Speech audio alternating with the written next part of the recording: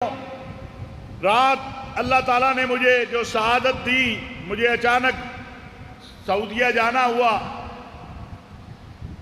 تو میں ڈر رہا تھا کہ میں اس بار مدینہ منورہ نہیں جاؤں گا، کہ میرے آقا نے اگر یہ آگے سے کہہ دیا کہ تیرے ملک میں نہ میری بیٹی کو کوئی معاف کر رہا ہے، نہ میری بیوی کو کوئی معاف کر رہا ہے، نہ مجھے کر رہا ہے، تم منہ اٹھا کے ادھر کیا لینے آ جاتے ہو؟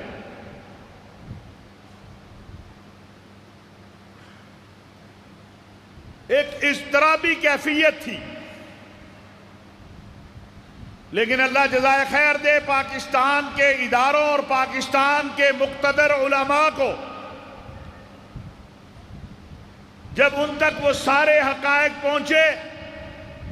تو انہوں نے کہا ناموس مصطفیٰ صلی اللہ علیہ وسلم پر کوئی کمپرومائز نہیں ہو سکتا ہے۔ اور میں ایک اور بات بھی آج کہنا چاہتا ہوں کہ پوری کائنات ایک طرف کھڑی ہو جائے، اگر مجھے یا آپ میں سے کسی کو یہ یقین ہو، یقین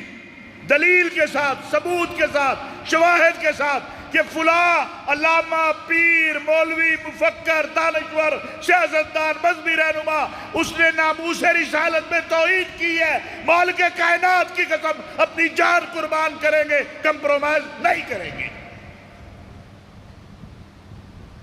ہمیں ہماری جانیں بڑی عزیز ہوں گی، لیکن رسول اللہ صلی اللہ علیہ وسلم، سیدہ خدیجۃ الکبریٰ، سیدہ فاطمہ الزہراء، حسنین کریمین، خلفاء راشدین، امہات المومنین سے زیادہ میرے سامنے ظلم ہے، گولی ہے، میرے آگے موت کا پھندا ہے، میرے آگے موت کا پھندا ہے، میرا سامنا ہے اس دشمن سے جو اصلاً نسلاً گندا ہے، جو اصلاً نسلاً گندا ہے، میرے اپنے بھی بیگانے ہیں، بیگانگی جن کا دھندا ہے، بیگانگی جن کا دھندا ہے، پر میرے ہاتھ میں پھر بھی صحابہ کی تقدیس کا جھنڈا